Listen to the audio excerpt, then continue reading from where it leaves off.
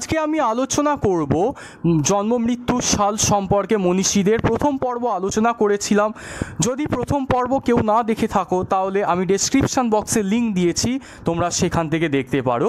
এবং আজকে আমি আলোচনা করব মনীষীদের জন্ম মৃত্যুর সাল সম্পর্কে, এবং এটি আমার বলতে পারি যে সেকেন্ড ভিডিও অর্থাৎ দ্বিতীয় পর্ব উপস্থাপন করছি। তো চলুন শুরু করা যাক। ভিডিওটি শুরু করার আগে যারা আমার চ্যানেলে নতুন আছো তারা প্লিজ আমার এই channel the power of education subscribe করে দেবে এবং পাশের বেল আইকনটিকে ক্লিক করে দেবে, যাতে আপলোড করা নতুন ভিডিওর নোটিফিকেশান খুব তাড়াতাড়ি তোমাদের কাছে চলে আসতে পারে। এবং আজকে যে ভিডিওটা নিয়ে আমি আলোচনা করব সেই ভিডিওটা খুব ভাইটাল। ভিডিওটি তোমরা পুরোটা দেখবে, কোথাও স্কিপ করবে না। তো চলো শুরু করা যাক। প্রথমে দেখো যে লেখাটি সবথেকে বেশি উল্লেখযোগ্য বা যিনি সবথেকে আমাদের কাছে উল্লেখযোগ্য ব্যক্তিত্ব হয়ে রয়েছেন তিনি হলেন প্রমথ চৌধুরী। একটা কথা বলে দিচ্ছি, জন্ম মৃত্যুর প্রসঙ্গ বলার পাশাপাশি তাদের কৃতিত্বটাও নিয়েও আমি আলোচনা করব। তো প্রমথ চৌধুরীর জন্ম মৃত্যুর সাল দেখো আসছে 1868 থেকে 1946 সাল। জন্ম হয়েছে 1868 সালে, মৃত্যু হয়েছে 1946 সালে। আচ্ছা, এবং তার কৃতিত্ব হচ্ছে যে রবীন্দ্রনাথ ঠাকুরের সান্নিধ্যে এলেও তিনি রবীন্দ্র প্রভাবমুক্ত একটি জগৎ সৃষ্টি করেছিলেন। অর্থাৎ বলতে পারি যে জগতের সৃষ্টি করেছিলেন, সেই জগতে বিশুদ্ধ সাহিত্যের দ্বারা বিভিন্ন মানুষ প্রভাবিত হয়েছিল। এবং তিনি অবশ্যই প্রথম জীবন ছদ্মনাম দিয়ে শুরু করেছিলেন, অর্থাৎ বীরবল ছদ্মনামের তিনি অধিকারী ছিলেন এবং বীরবল ছদ্মনামে তিনি বিভিন্ন পত্রিকা বলতে পারি যে সম্পাদনা করেছিল। দ্বিতীয়, সমরেশ বসুর জন্মের সাল হচ্ছে 1924 এবং মৃত্যুর সাল হচ্ছে 1988। সমরেশ বসুরও একটি ছদ্মনাম রয়েছে, তা হলো কালকুট।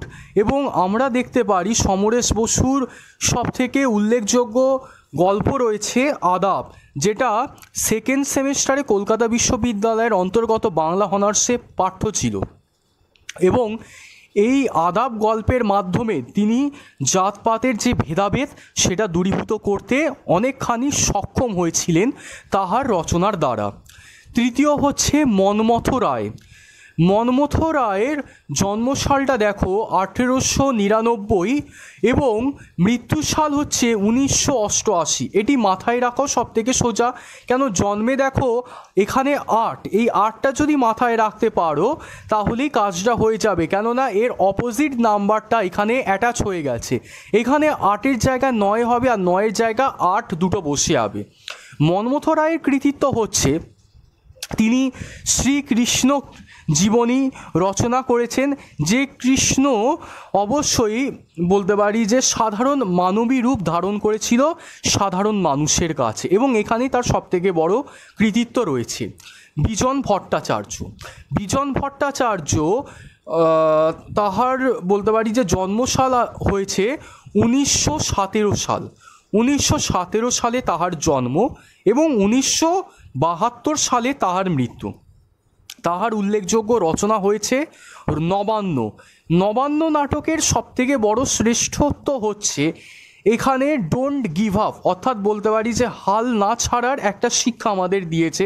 কেননা কত প্রতিবন্ধকতা এসেছে, কত বলতে পারি যে সমস্যা এসেছে কৃষকের জীবনে, কিন্তু তা সত্ত্বেও কৃষকরা কখনো হার মানেনি, সবসময় প্রতিবাদের লড়াই গেয়েছেন এবং বলতে পারি যে প্রতিবাদের লড়াই করেছেন, এবং তার মাধ্যমে সুরের জয়গানটি এসেছে তাদের জীবনে, এবং তারা আবার গ্রামে এসে নবান্ন অর্থাৎ বলতে পারি যে চাষবাস করে নবান্ন উৎসবে মেতে উঠেছেন। অর্থাৎ একটি কৃষক জীবনের হাল না ছাড়ার জীবনী আমরা জানতে পারি বিজন ভট্টাচার্যের নবান্ন নাটকের দ্বারা। বুদ্ধদেব বসুর জন্ম হচ্ছে 1908 সাল এবং মৃত্যু সাল হচ্ছে 1974 সাল। বিষ্ণুদে 1909 সালে তাহার জন্ম, 1982 সালে তাহার মৃত্যু দিবস পালিত হয়। সমর সমর সেনের জন্মসাল হল 1916 সাল এবং মৃত্যুসাল হয়েছে 1987 সালে তার মৃত্যুসাল। সমর সেনের সবথেকে উল্লেখযোগ্য কবিতা হচ্ছে মহুয়ার দেশ। মহুয়ার দেশের দ্বারা তিনি এমন একটা স্থান এবং অর্থাৎ বলতে পারি লোকালয় এবং সেই স্থানের মানুষদের পরিচিতি দিয়েছেন যারা আমাদের সভ্যতা থেকে অনেকাংশে দূরবর্তী এবং তাদের বলতে পারি জীবনযাত্রা রয়েছে, সেটার দ্বারা আমরা অবহিত হতে পেরেছি সমর সেনের রচনার দ্বারা। কবিতা সিংহ, মহিলা কবি বলতে পারি যে অবশ্যই সাহিত্যকার। এখানে কবিতা সিংহের জন্মসাল আমরা দেখতে পাচ্ছি 1931 আর মৃত্যুসাল হচ্ছে 1998। অবশ্যই আমরা দেখতে পাচ্ছি তার একটি উল্লেখযোগ্য রচনা হলো ঈশ্বরকে ইভো। ঈশ্বরকে ইভো তার একটি উল্লেখযোগ্য রচনা। বাদল সরকার, বাদল সরকারের সবথেকে বড় কৃতিত্ব জানানোর আগে একটা জন্মমৃত্যু সাল বলে দিচ্ছি। তার আগে 1925 সালে তার জন্ম এবং 2011 সালে তার মৃত্যু দিবস। বাদল সরকার বাংলার নাট্য জগতে যে জিনিসটি অর্থাৎ যেটি উপহার দিয়েছে সেটি হচ্ছে অ্যাবসার্ড নাটকের বলতে পারি যে জন্ম দিয়েছে এবং নাট্য জগৎকে সেই অ্যাবসার্ড নাটক উপহার দিয়েছেন, অর্থাৎ তাকে বলা যেতেই পারে অ্যাবসার্ড নাটকের প্রবক্তা। সুবোধ ঘোষ, সুবোধ ঘোষের জন্মসাল 1910 সাল এবং সুবোধ ঘোষের মৃত্যুসাল 1980 সালে। তার সবথেকে বড় কৃতিত্ব বা তার সবথেকে শ্রেষ্ঠ রচনা হলো অযান্ত্রিক। দশম শ্রেণীতে এটা পাঠ্য ছিল এবং অযান্ত্রিক গল্পের মাধ্যমে তিনি অবশ্যই বলতে পারি যে জীব আর জড়জগতের মধ্যে একটি যে বিশাল ব্যবধান সেটা দূরীভূত করতে উনি সক্ষম হয়েছে।